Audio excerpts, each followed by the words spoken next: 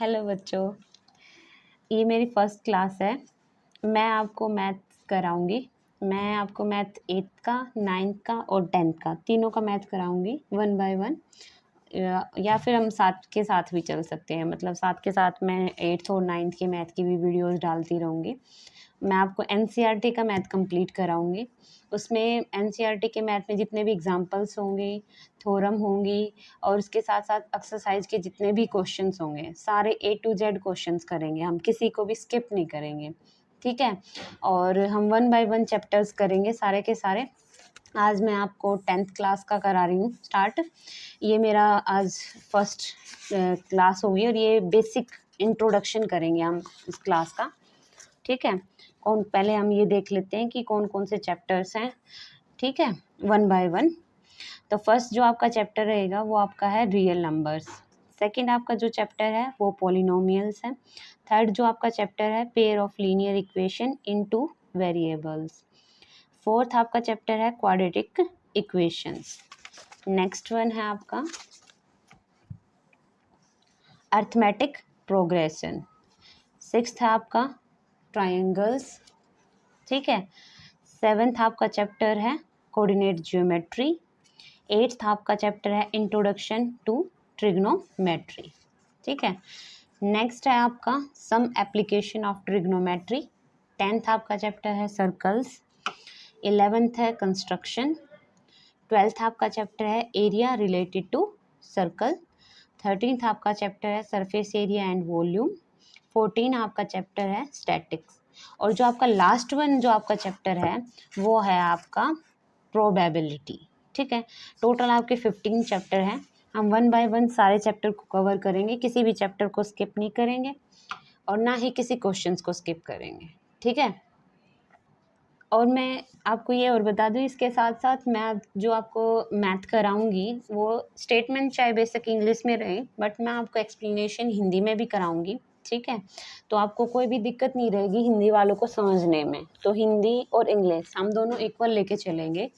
आपको ये काम करना है, क्लास ली उसके बाद आपको खुद से प्रैक्टिस करके देखनी है। डेली की डेली हम जितने क्वेश्चंस करेंगे डेली प्रैक्टिस करनी है। उसके बाद आपको किसी भी चीज़ की एक्स्ट्रा कोई ट्यूशन किसी चीज़ की ज़रूरत नहीं पड़ेगी, ठीक है। आज हम अपना फर्स्ट चैप्टर स्टार्ट कर रहे हैं। उसका कुछ बेसिक करेंगे और उसके पहले एग्जांपल्स करेंगे, बाद में उसकी फिर एक्सरसाइज करेंगे। तो हम फर्स्ट चैप्टर की बात करें, कौन सा है, रियल नंबर।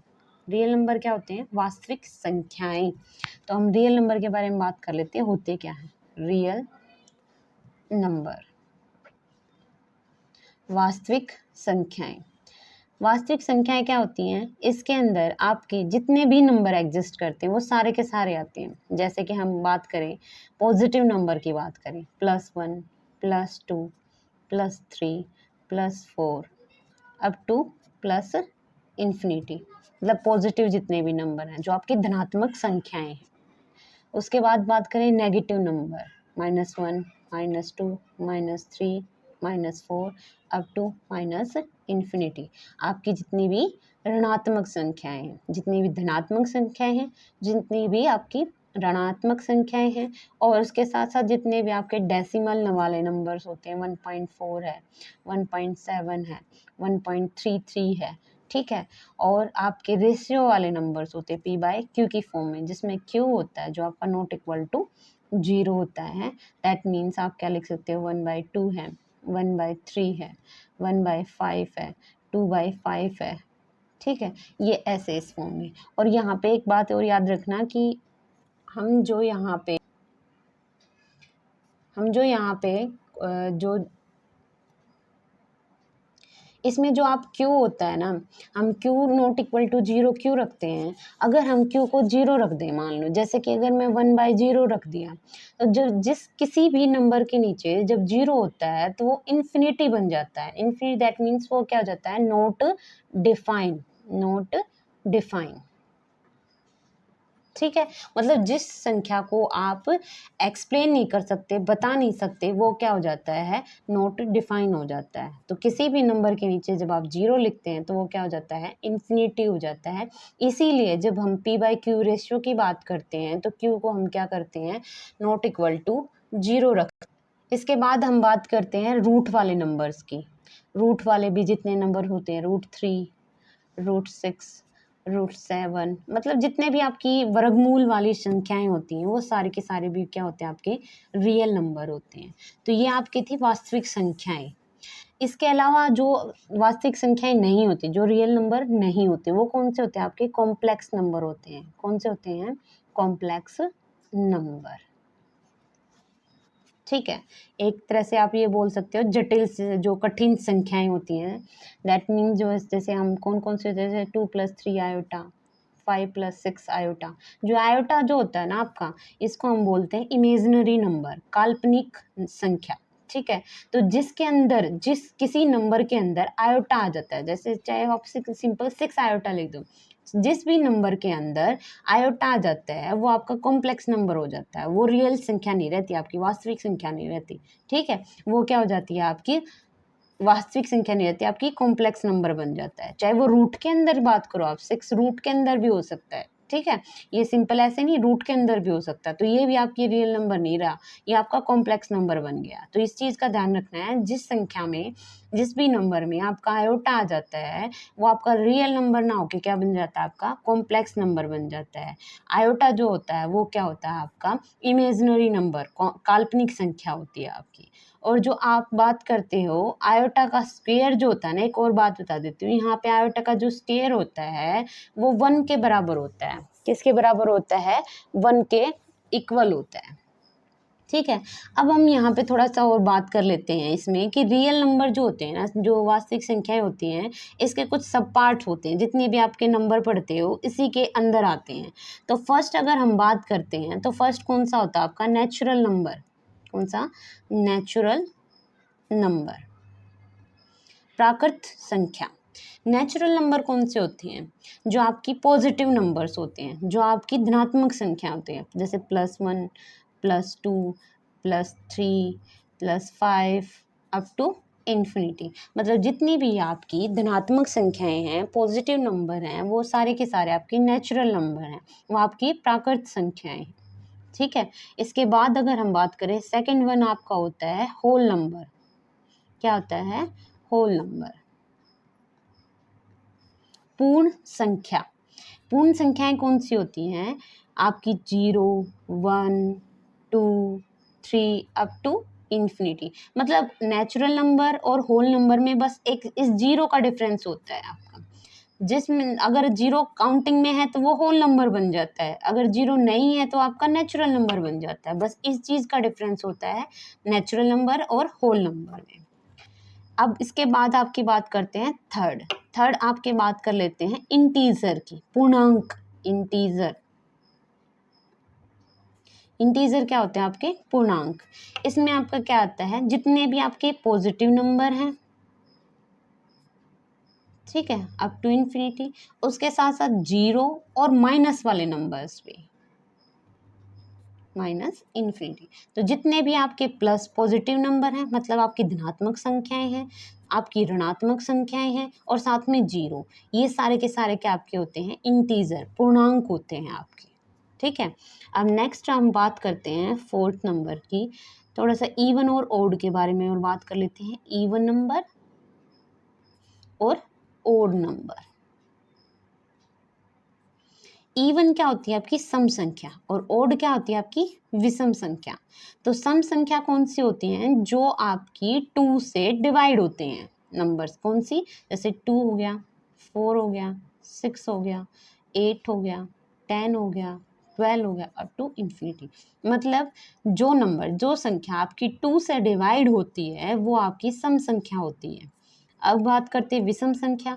विषम संख्या कौन सी होती है, जो 2 से डिवाइड ना हो, वो आपकी क्या कहलाएगी, विषम संख्या, ओड नंबर कहलाएगी। जैसे 3, 5, 7, 9, 11, 13, 15 अप टू इन्फिनिटी। ठीक है, तो सम संख्या, विषम संख्या, even number, odd number. Even कौन सी, जो आपकी 2 से डिवाइड होती है। ओड कौन सी, जो 2 से डिवाइड ना हो, जो 2 से भाग ना हो। उसके बाद हम बात करते हैं फिफ्थ, प्राइम नंबर की। किसकी, प्राइम नंबर। प्राइम नंबर क्या होते हैं, भाज्य संख्याएं क्या होती हैं आपकी, वो नंबर जो केवल 1 से विच divide by only 1 and itself. वो संख्याएं जो केवल 1 से और खुद से भाग हों वो क्या कहलाती हैं? आपके प्राइम नंबर कहलाते हैं, अभाज्य संख्याएं कहलाती हैं। जैसे कि 2, 3, 5, 7, 11, 13, 17 ऐसे, ये जो नंबर हैं आपके सारे क्या हैं? प्राइम नंबर हैं। और इसमें एक बात ये है कि जो आपका 2 जो है आपका, वो क्या है? आपका इवन प्राइम नंबर है। इवन प्राइम नंबर मतलब 2 को छोड़ के आपको 2 को छोड़ के इसके अलावा कोई भी ऐसा प्राइम नंबर नहीं होगा जो इवन हो, मतलब कोई भी सम नहीं होता, बस केवल 2 ऐसा प्राइम नंबर है जो इवन है। ठीक है, इसके अलावा सारे के सारे क्या हैं? आपके ऑड प्राइम नंबर होते हैं। नेक्स्ट वन है आपका 6th, composite number. Composite number, composite number कौन से होते हैं? वो संख्याएं जिसके अदर फैक्टर्स हों 1 और खुद के अलावा। जैसे कि मतलब जैसे कि मैंने लिखा 4 के कौन कौन से फैक्टर्स होंगे? 1 होगा, 2 होगा और 4 होगा। फैक्टर मतलब जिससे ये डिवाइड हो सकता है नंबर। तो यहाँ पे ये किस किस से डिवाइड होता है? 1 से होता है, 2 से होता है, 4 से। 1 से हो गया एक, तो एक हो गया ये खुद से। तो इसके अलावा किससे डिवाइड हो रहा है? ये 2 से।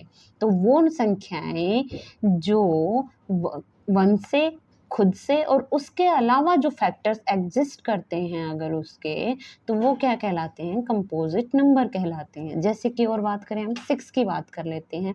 तो 6 के जैसे 1 हो गया, 2 हो गया, 3 हो गया और एक 6 हो गया।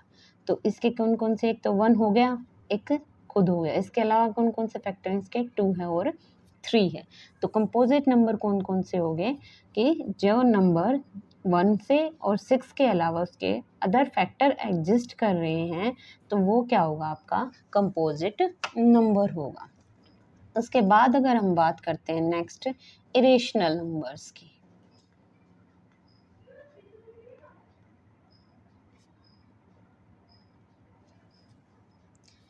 इरेशनल, अप्रिमेय संख्याएं। अप्रिमेय संख्याएं कौन सी होती हैं?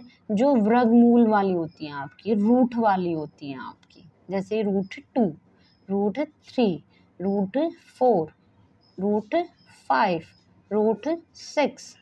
ठीक है, तो आपकी जो कौन सी? जो वर्गमूल वाली संख्याएं हैं, जो आपकी रूट वाली संख्याएं हैं, वो कौन सी हैं? आपकी इरेशनल नंबर्स होते हैं, अप्रिमेय संख्याएं होती हैं। उसके बाद नेक्स्ट वन आपका होता है रैशनल नंबर्स। प्रिमेय संख्याएं। ठीक है, प्रिमेय संख्याएं कौन सी होती हैं? जो आपकी रेशियो की फॉर्म में होती हैं, P/Q की फॉर्म में होती हैं, जिसमें मैंने पहले ही बताया Q क्या होता है? नॉट इक्वल टू 0 होता है। जैसे 1/2, 2/3, 5/6, 7/8, ये जो आपके नंबर्स हैं, ये आपके कौन से हैं? रैशनल नंबर्स हैं। और क्या कहलाते हैं? इनको प्रिमेय संख्याएं बोलते हैं। तो ये आपके सारे के सारे जो पार्ट थे, ये किसके पार्ट थे? रियल नंबर के ही पार्ट थे, सब पार्ट थे। ठीक है, ये जस्ट बेसिक था। अब हम स्टार्ट करने जा रहे हैं अपनी एग्जाम्पल्स की तरफ। एग्जाम्पल से पहले आपकी एक थ्योरम है, यूक्लिड डिवीजन लेमा, उसको हम डिस्कस कर लेते हैं। वो क्या है? Euclid division lemma. इसकी बात करते हैं। ये क्या कहता है कि देखो, ये कह रहा है कि given positive integer a and b there exist unique integer q and r जो सेटिस्फाई करे इस इक्वेशन को। मतलब ये कह रहा है कि हमें कोई भी नंबर दे देगा, कोई भी नंबर दे देगा a और b। ठीक है, तो ये कह रहा है कि इन नंबर्स के कोरस्पोंडिंग हमारे यूनिक स्पेशल नंबर ही एग्जिस्ट करेंगे, Q और R, ठीक है। और वो ये जो नंबर्स आएंगे वो इस इक्वेशन को सेटिस्फाई करेंगे, A equal to B Q plus R, और जिसमें R जो होगा आपका लाई करेगा 0 और B के बीच में। तो जो R है आपका, रिमाइंडर जो है आपका, वो 0 और B के बीच में लाई करता है। यहाँ पे अगर हम बात करें क्या हो गया, R रिमाइंडर, रिमाइंडर, ठीक है। और Q जो है आपका वो क्या है, क्वोशंट है, ठीक है। भागफल जिसे हम बोलते हैं, इसे हम शेषफल बोलते हैं। ये आपका क्या है, डिवाइजर, डिवाइजर। तो B आपका हो गया है डिवाइजर, और A होता है आपका डिविडेंड, ये होता है आपका भाजक, ये होता है आपका भाज्य, ठीक है। और जो रिमाइंडर होता है आपका, रिमाइंडर जो है वो लाई करता है 0 और किसके, डिवाइजर के बीच में, उसे हमेशा बढ़ा रही है, उसके इक्वल होगा। ये आपकी कहती है यूक्लिड डिवीजन लेमा। अब हम इसके बेस्ड जो आपकी मेन जो ये आपकी यूक्लिड डिवीजन लेमा जो है आपका, इसका मेन काम होता है, हम यूज़ करते हैं HCF निकालने के लिए। तो अब इस थ्योरम के हम बेस्ड हम एक काम करेंगे, क्वेश्चंस करेंगे इसके बेस्ड, ठीक है। और इसमें एक चीज़ हमेशा याद रखना, जो भी हमें दो गिवन नंबर्स होंगे उसमें हम बड़े वाले को A मानेंगे और छोटे वाले को B मानेंगे। ये क्वेश्चन देखो, एग्जांपल्स, हम फर्स्ट एग्जांपल की बात करें, use Euclid algorithm to find the HCF of 4052 and 12576। मतलब हमें इन दो नंबर का HCF निकालना है एल्गोरिथम को यूज करके, ठीक है, यूक्लिड एल्गोरिथम को। तो हम स्टार्ट करें, क्या क्या नंबर गिवन है हमें, 4052 एंड 12576, ये दो नंबर हमें गिवन है। तो इन दो नंबर्स की अगर हम बात करें तो हम A किसको मानेंगे, बड़े वाले नंबर को, B किसको मानेंगे, छोटे वाले नंबर को। तो A जो आपका वो नंबर कौन सा है, ये वाला, और ये होगा आपका A और ये आपका हो गया B। आपके बड़े वाला नंबर क्या है, ये, तो 12576 ग्रेटर देन 4052। अब हम यूज करेंगे, यूज यूक्लिड डिवीजन लेमा।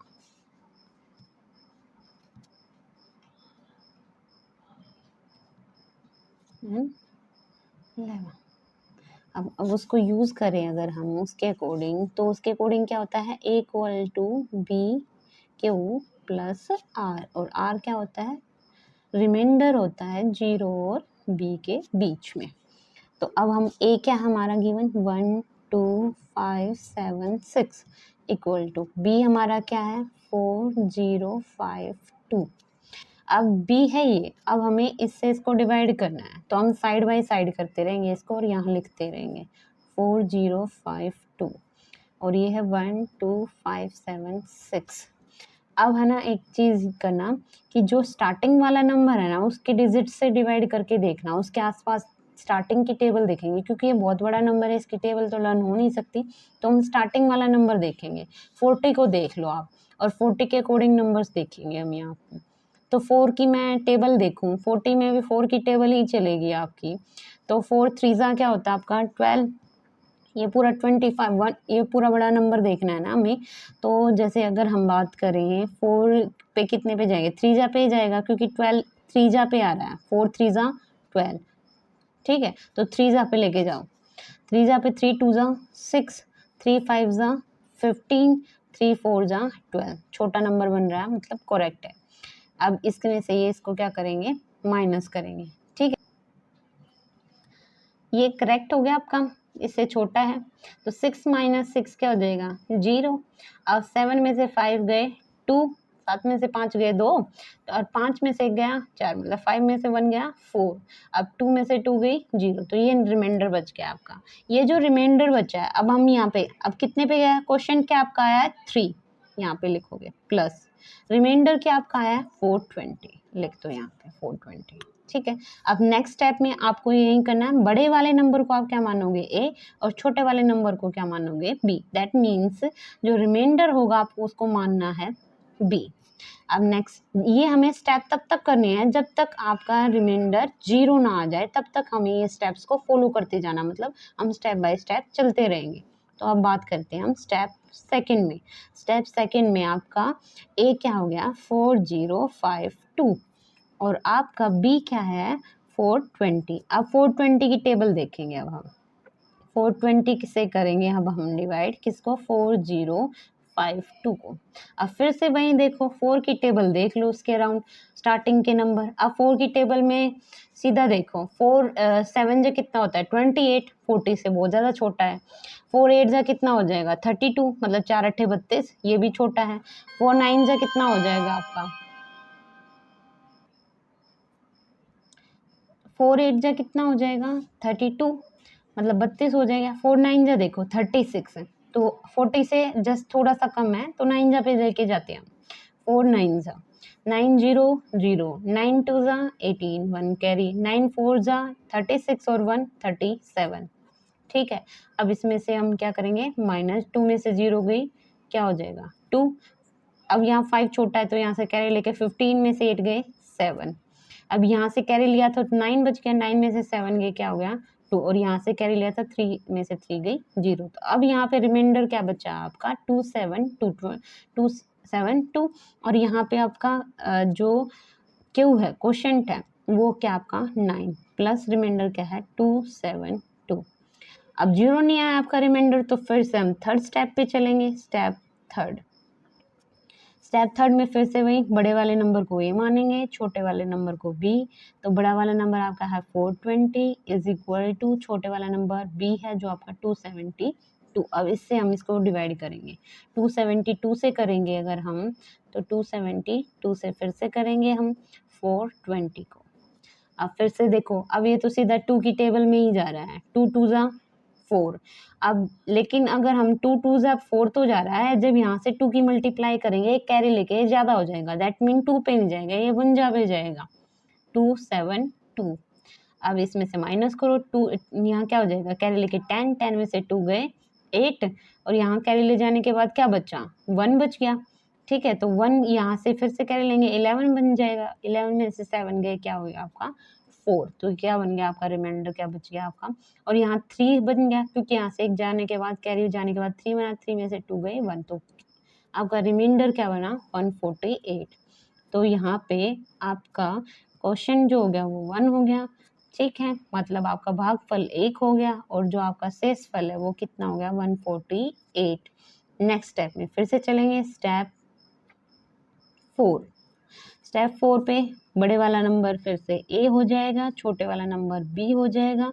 तो ए क्या आपका 272 इज इक्वल टू 148।